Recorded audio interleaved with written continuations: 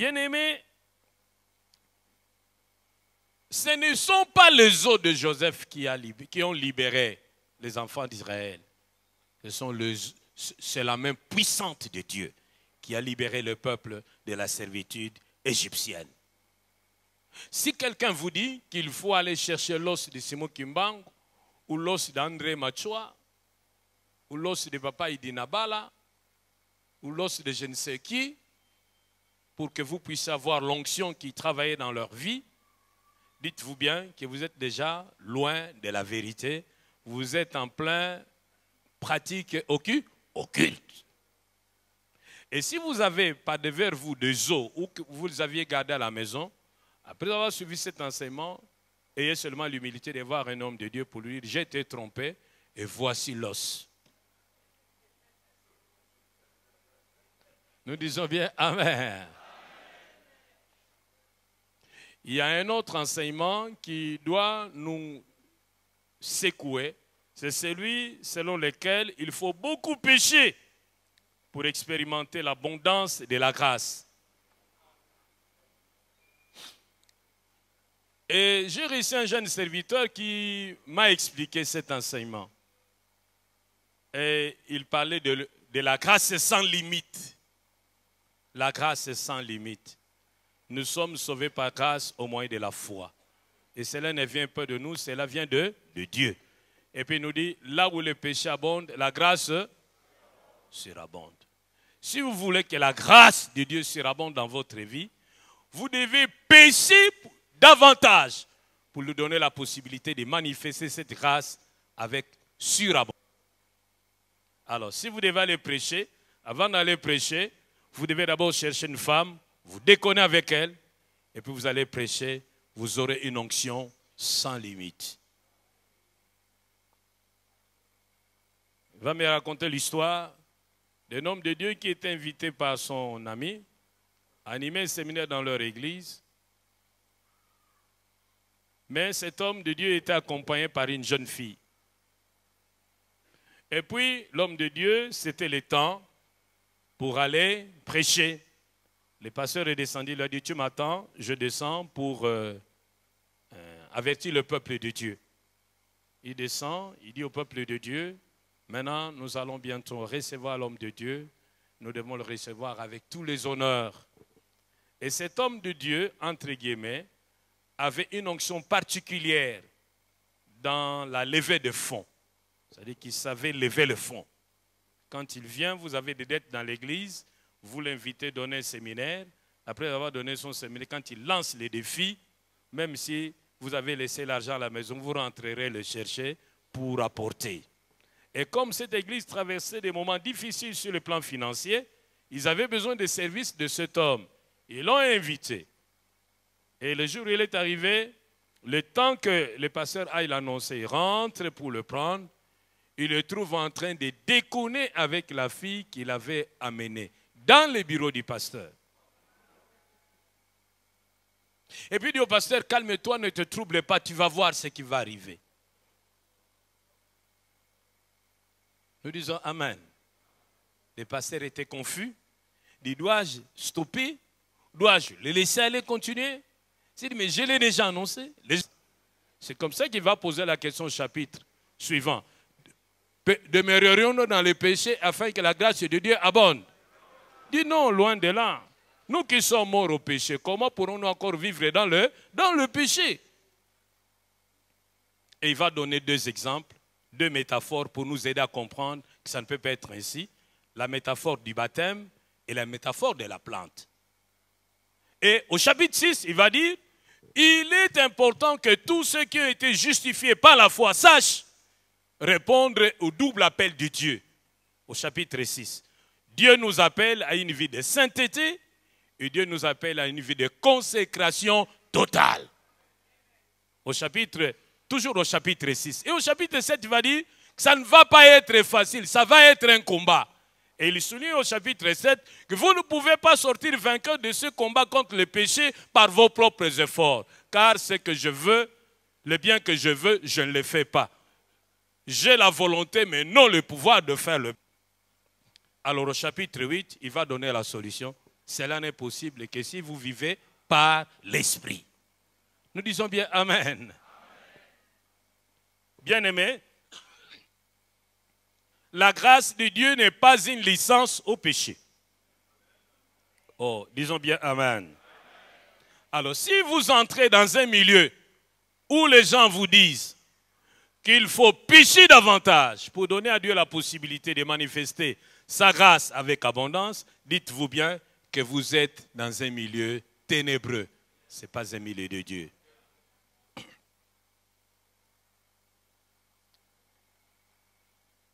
Quatrième élément qui dénonce les glissements dans l'occultisme, c'est la sortie hors du corps. Il y a un enseignement qui circule dans la vie de Kinshasa qui parle de la sortie hors du corps. Pour se connecter aux grands esprits des hommes de Dieu vivants ou déjà morts, vous devez savoir sortir de votre corps pour vous connecter à ces esprits. Nous avons suivi un enseignement chez nous à l'église où il y a eu projection cinématographique. Et là, un homme, entre guillemets, de Dieu, un grand de la ville, disait que lui sortait déjà de son corps avant même sa conversion, à l'âge de 15 ans. Et que le fait de sortir de son corps, c'est l'exercice le plus facile pour tout enfant de Dieu. Et d'ailleurs, beaucoup de pasteurs le font déjà. Maintenant, nous discutons, mais bientôt, ça sera accepté par tout le monde. Son corps, pour se connecter aux esprits supérieurs et pouvoir opérer sur le plan du surnaturel. Et il donne beaucoup d'exemples. Paul était sorti de son corps. Ils ont beaucoup de textes. Vous les aurez sur les supports. Mais l'analyse de l'ensemble de tous ces textes montre qu'effectivement, un chrétien peut sortir de son corps, comme Paul l'avait fait expérience. Mais ce n'est pas en suivant une initiation ou après un certain rituel. Tu fais ceci, tu fais cela, et puis tu sors. Vous savez aussi bien que moi, depuis notre jeune âge, on savait que ceux qui sortaient de leur corps et volaient, on les appelait comment? Des sorts. Mais maintenant, ils ne sont plus des sorciers, ils sont des hommes et des femmes oints du Saint-Esprit. Quel Saint-Esprit? Est-ce que tu sors? Je suivais un jour un homme de Dieu de la ville qui disait ouvertement sur Internet que je peux sortir de son corps, c'est facile. Je peux même vous apprendre à sortir de votre corps. Mais je ne sais pas si vous saurez rentrer.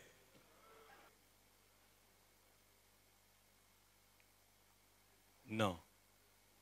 Ce sont les occultistes et les sorciers qui, après une certaine initiation et en obéissant à un certain rituel, peuvent sortir volontairement de leur corps quand ils veulent, comme ils veulent. Quant à nous, les enfants de Dieu, ce n'est pas à nous de l'initier. L'initiative viendra de Dieu lui-même. Est-ce qu'il t'arrive de sortir de ton corps? C'est depuis quand est-ce que tu sors de ton corps? Il ne faut pas avoir honte. Nous sommes ici pour nous entraider. Nous disons bien Amen. Nous avançons. Il y a aussi des gens qui nous disent que Dieu n'est pas omniprésent. Et il agit par la médiation de ses anges. Voilà pourquoi il faut savoir mettre ces anges en action. Voilà pourquoi il faut apprendre comment commander les anges, comment activer les anges de Dieu, comment parler avec notre ange gardien. Les anges, certes, existent. C'est vrai qu'ils sont au service des enfants de Dieu, mais ce n'est pas à nous de les commander. Dans le psaume 91, verset 11, il est dit que c'est lui-même qui va ordonner à ses anges de nous porter dans leurs bras afin que notre pied ne se heurte contre une pierre. Nous avons seulement besoin d'adresser nos demandes à Dieu et c'est à Dieu de s'organiser sur quel ange utiliser et quel ordre donner et comment l'utiliser. Le culte des anges est prohibé nous ne pouvons pas nous adresser nos prières aux anges. Ne perdez pas de vue que les anges sont répartis en deux groupes. Les anges fidèles à Dieu et les anges rebelles à Dieu. Lorsque vous vous adressez aux anges et que par la suite vous voyez des résultats, dites-vous bien que ce ne sont pas les anges de Dieu qui sont en action, ce sont les anges de l'ennemi, ce sont les démons. N'adressons jamais nos prières aux anges. Ne demandons jamais les services des anges. Demandons tout ce dont nous avons besoin auprès de notre Père Céleste. C'est à lui de s'organiser dans sa souveraineté pour savoir quel ange utiliser ou quel moyen utiliser pour rencontrer notre besoin.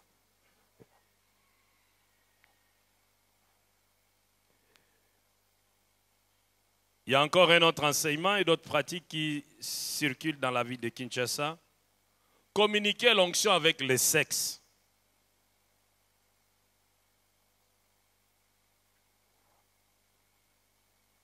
Communiquer l'onction avec le sexe. Il y a des hommes qui disent à qui veulent les entendre qu'ils peuvent leur donner une partie de l'onction du Saint-Esprit, mais en ayant des rapports sexuels avec eux. Et surtout, à ce niveau, il n'y a pas que les femmes qui sont abusées, mais il y a aussi des hommes. Parce que dans la ville, il y a aussi des pasteurs homosexuels. Je reçois une femme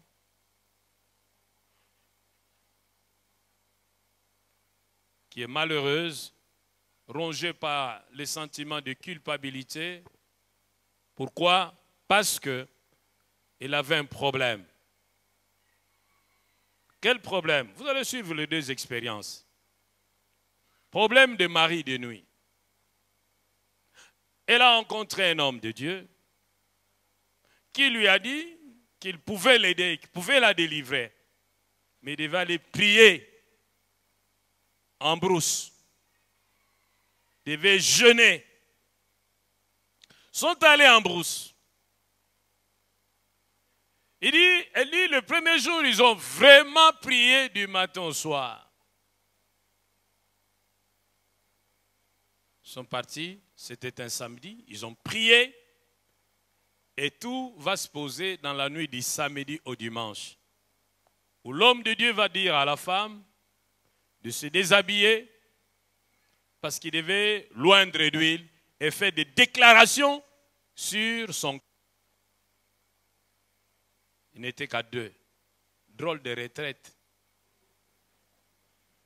Où vous n'avez que l'homme de Dieu et la patiente. La patiente a enlevé ses habits et l'homme de Dieu a fait une prière en langue. Il a sorti son fiel d'huile, il a pris l'huile, il a appliqué sur la femme. La femme était chauffée. Il dit, je n'ai jamais été envahi par un désir sexuel de cette intensité-là. Et l'homme de Dieu a fait des déclarations sur le corps de la femme et après, il abusait d'elle. Ils sont rentrés, les jours suivants, le dimanche, ils ont continué. C'était la retraite, c'était fini à midi, ils sont descendus, tout allait bien. Mais la conscience rongeait la femme. Finalement, elle avouait, on l'a aidée dans la prière.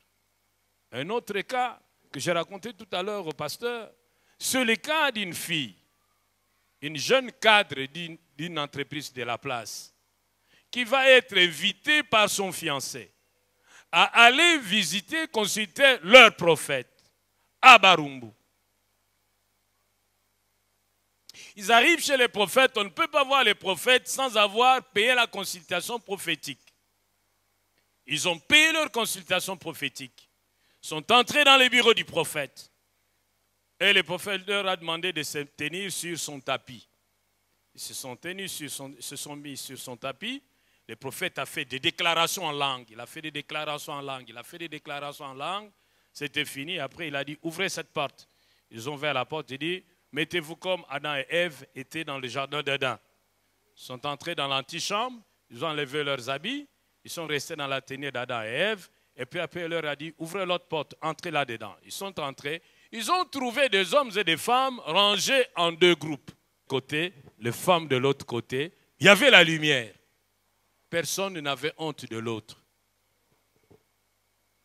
Quelques instants plus tard, le prophète est entré. Il devait maintenant délivrer les femmes des maris de nuit des blocages et de l'esprit de célibat. Comment va-t-il procéder? Il met l'huile dans sa main, touche le sein de la femme et puis introduit le doigt dans l'organe de la femme en disant, Marie de nuit, sors, sors au nom de Jésus. Je me pose la question de savoir de quel Jésus s'agit-il. Il a fait ça pour toutes les femmes et il a terminé par les hommes. Comment a-t-il procédé pour les hommes? Toujours le même message, la même technique, onction d'huile au niveau des seins, même s'il n'y en a pas. Onction d'huile, et puis onction d'huile sur l'organe, et puis tire sur l'organe. Femme de nuit, esprit de blocage sorti au nom de Jésus. La question que je me pose, pouvons-nous trouver un fondement biblique à ça? Jésus l'a-t-il pratiqué? Les apôtres l'ont-ils pratiqué? Même à travers l'histoire de l'Église, pouvons-nous trouver des traces de telles pratiques? D'où viennent ces genres de pratiques? N'est-ce pas du monde des ténèbres? Mais souvent on se cache en disant, j'ai reçu ces pratiques par une révélation spéciale. Non, non. L'apôtre Paul dit, c'est pourquoi j'ai fait de cela une application à ma personne et en celle d'Apollos, afin que vous appreniez en notre personne de ne pas aller au-delà de ce qui est écrit. Souvent, ce sont des révélations. Et quand nous sommes sur le terrain des révélations, ça devient compliqué. Parce qu'il va te dire, un ange m'est apparu. Ça peut être vrai, mais ce n'est pas un ange de Dieu, de par les pratiques qu'il encourage. Un autre cas, des femmes. Qu'est-ce qui ne va pas? Dans notre famille, on ne se marie pas. Nous avons conclu que nous sommes sous la malédiction. Nous avons été chez un prophète qui nous a dit que nous sommes sous la malédiction. J'ai dit, alors qu'est-ce que vous avez tenté de faire? Il nous a menés à Chwenge, une rivière, Chwenge. Je ne sais pas où se trouve cette rivière. Pardon? Voilà. On les a amenés à la rivière Chwenge. La nuit. Toujours la nuit. L'homme de Dieu les a déshabillées toutes. Et l'homme de Dieu les a lavées les unes après les autres. Tu viens, te laves, après t'avoir lavé, il te dit, va-t'en, ne regarde pas derrière. Tu laisses tous tes habits, sous-vêtements, habits avec lesquels vous avez été lavé, tout reste là-bas. Tu prends ton sac avec d'autres habits, quand tu arrives très loin, tu t'habilles et tu continues. Je dis, mais enfin, vous avez quitté là-bas, vous êtes allé vous habiller, moi, Moussika, papa, mais si les gens vous avaient croisé nus comme ça, vous n'avez même pas eu peur parce qu'on pouvait vous attraper, bandoki, mais petit, mais non. Oh, papa, ceux qui passent, c'est que maillez les cils là. Que sont devenus vos habits, vos sous-vêtements, vos chaussures? Oui, habiter. Mais dans cette église-là, se plaint.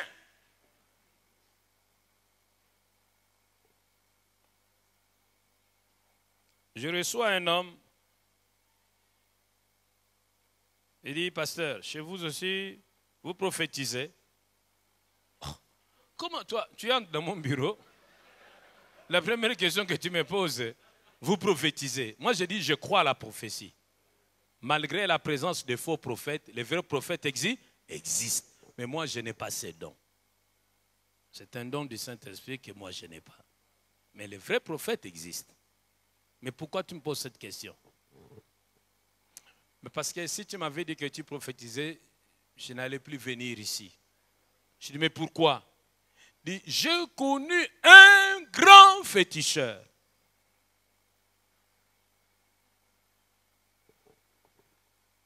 dans les pays de Basaka. C'était un grand qui est venu ici. Et lorsque je l'ai croisé, il me dira, ah, Kingandi, bino boza batu mabe. Zokande ki sa seza na mbongo boye. Boye bisanga ite. Abi yaka na memayo. Amemi ye na église na ye. Tango ba kote na église full ya modèle wana. Batu no so bazo fuka mabazo pangusa ye sapatu. Abino yo talaka kakoloba te. Ba koti na bureau na ye. Le type est vénéré comme un dieu. Abi ozomona mbongo. Ozomona to mbongo. Makambo naza usala kona zailo kisatango. Awa ezo futa. Et puis, il lui a donné un peu d'argent. Le type est sorti. Il ne comprenait plus rien. Mais c'est celui-là, mon féticheur. Mais ici, il n'est plus féticheur, il est devenu prophète. Et de tels cas existent. Ils sont légion. Bien-aimés, il y a aussi d'autres qui ne sont pas extravagants, qui semblent être modérés, qui peuvent même être acceptés. Je prends ceux qui utilisent l'eau du Jourdain, la terre d'Israël, pour être puissamment bénis.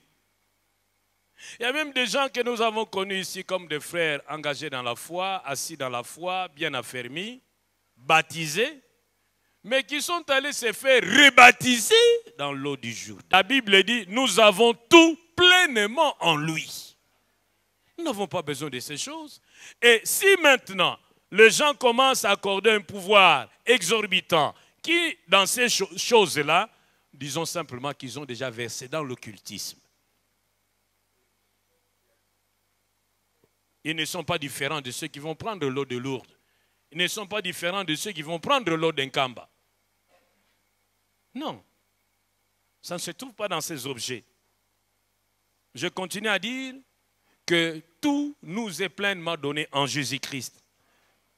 Il y a un autre cas de délivrance. C'est toujours là le domaine de délivrance. Une femme vient me voir avec, elle n'est pas seule, avec toute sa famille. Des grands garçons, des grandes femmes qui vendent au marché, des cambistes qui travaillent dans des entreprises. Viens me voir avec toute la famille. Je pose la question à la maman, quel est le problème? Il dit, nous sommes sous la malédiction. Qui vous a dit que vous êtes sous la malédiction? Papa Mathieu Tolanda qui a la kibiso polé les biso ana sera bela kelimabe. Olanda qui ngo api na landa ki na radio. Bongo makamuni nango tolobaki na radio la kisio ki bozana bela kelimabe. Olobaki soki na famille na bino basala bonganga. Biso zaki na banganga. Baza ko bikisa maladi ya liboma. Soki na famille na bino bozana mutu baza ko sala kindumba. Biso ngamoko na sala ngo bana nanga pe ya bazala likamba ko bombe zate to sala ngo. Bon, ceux qui na famille na bino bozana batu basopa makila. Ah, to sopa. Ceux qui na famille na bino ezana batu basangisa nzoto na banyama. Mobalo yanga bakanga mbale bele ako sangisa nzoto na batabane na bangulu na ye. Yangonde to monike ya solo biso to ana sebila kelimabe. Yangonde to ye poyo okangola biso. Oh. Mais avant, Yambobo Yao, bosse basala bino délivrance. Basala kabiso délivrance. Ezaka ndengenin. Basenga kabiso. Bougie rouge. Drap de lit ya pembe. Mafuta. Poudre. Joli soir. Encens. Ezaka ndengenin. Bazipi bino drap. Ba pelisi ba bougie, bongo ba tumbi ensemble, bongo mutwana zocha bino milinga, et puis abandi koloba lolo kota moko oyo biso toza koyoka te. Simanango to futi mbongo, to pesi penda muna basoso to akinango esili. Bongo uta ele kwana. Boto tango ezaka soki esela kande na Yesu swawa.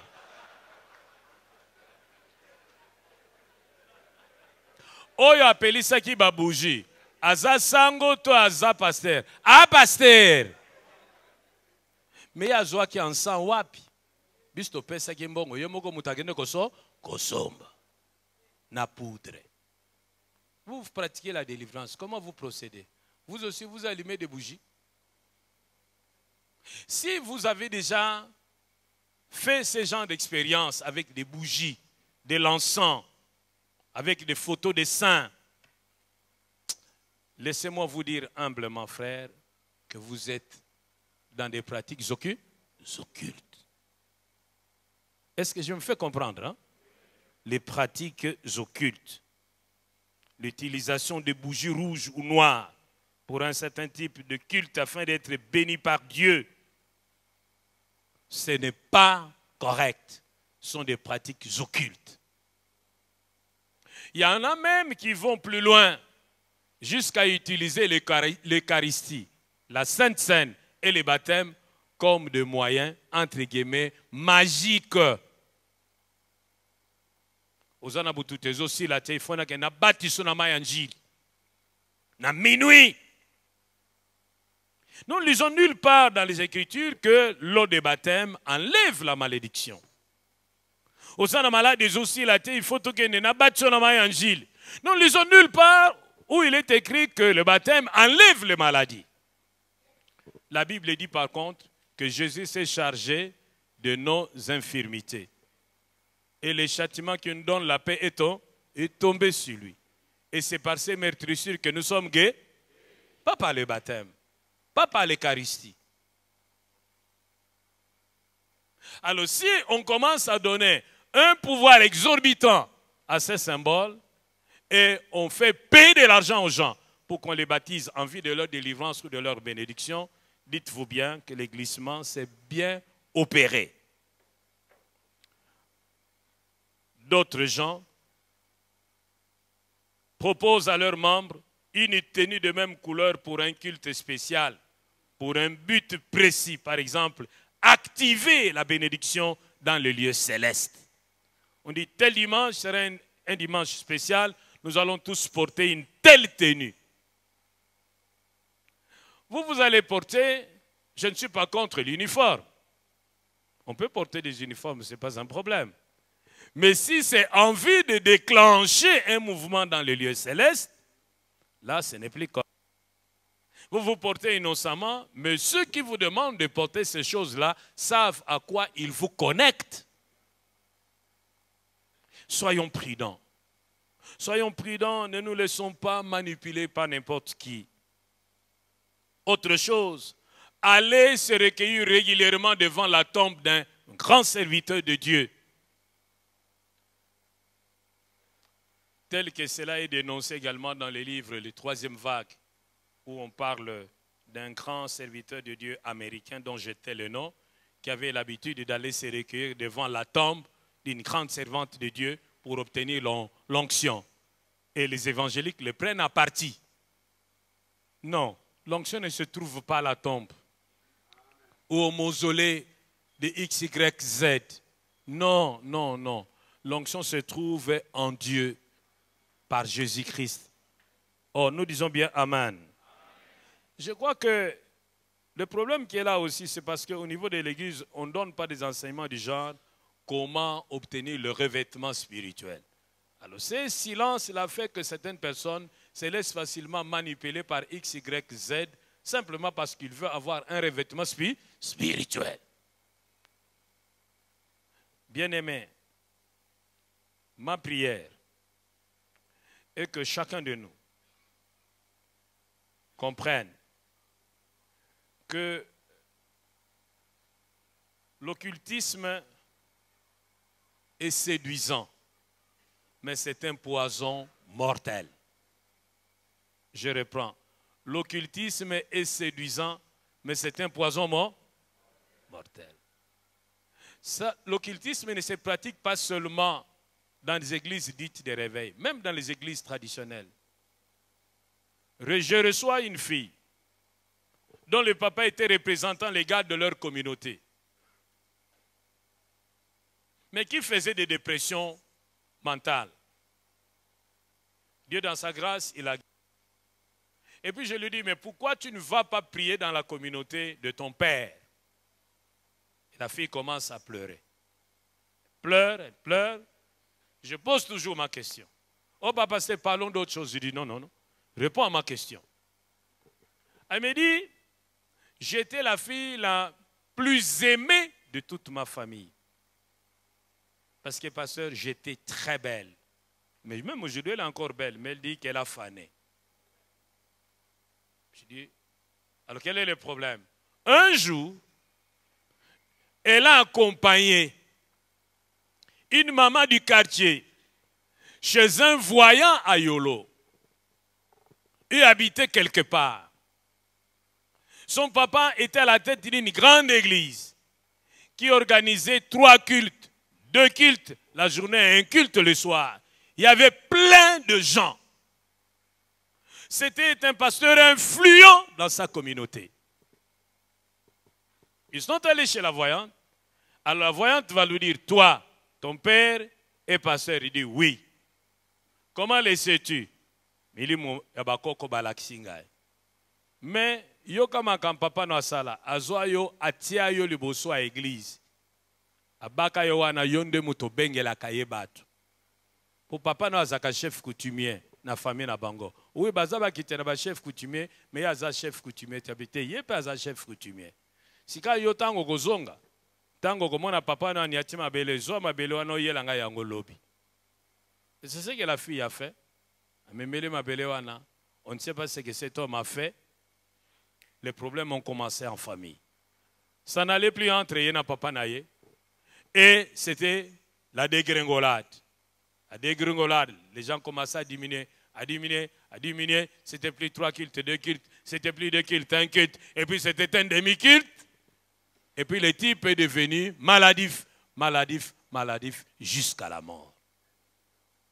Mais à sa mort, sa famille a fait des cérémonies funèbres dignes d'un chef. Donc, pendant tout le temps qu'il exerçait son ministère pastoral, qu'il est même monté jusqu'à occuper le rang d'un chef d'une communauté, d'un président communautaire, il était toujours chef coutumier.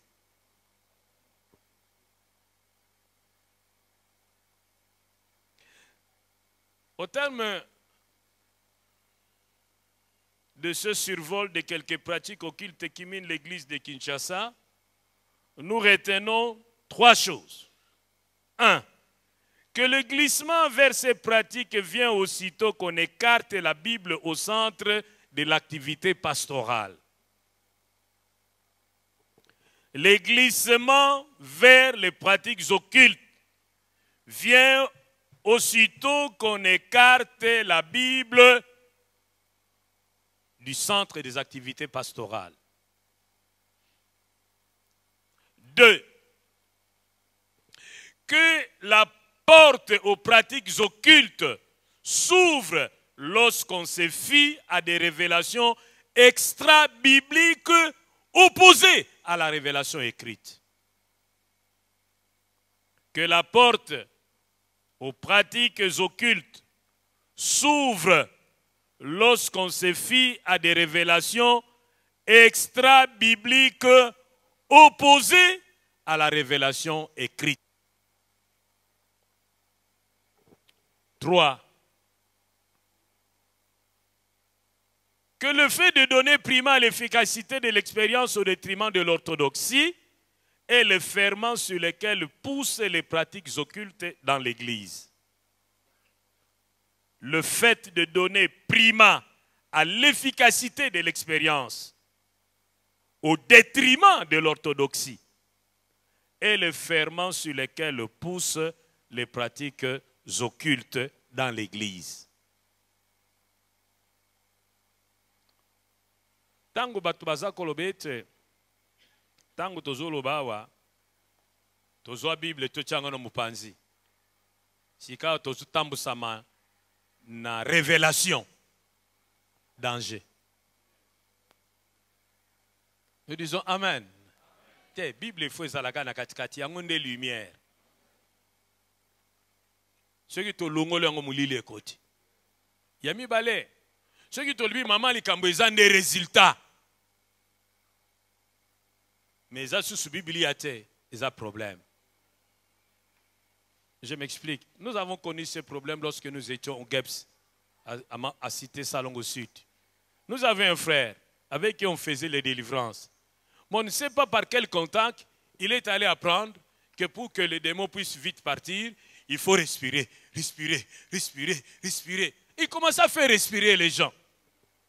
Quand il faisait respirer les gens qui priaient et chassaient les démons, vraiment, on sentait que les gens tombaient. Puis après, on se dit, non, non, non, papa, où est-ce que tu as appris ça? Oh, même si ce n'est pas écrit dans la Bible, mais ce qui importe, ce sont les résultats. Nous avons dit, non, non, non, non. Les résultats importent peu. Ce qui importe, c'est le fondement sur lequel nous avons ces résultats. Ceux qui fondent les amabé, même ceux qui vont résulter les amalam, vont résulter comme il peut mabé. Téléméra yango, atika. Parce qu'il était humble. Alors, souvent les gens, vous le demandez, mais pourquoi faites-vous ça? Il dit, même si ce n'est pas écrit, mais nous avons l'expérience, nous montre qu'on a quand même de bons résultats.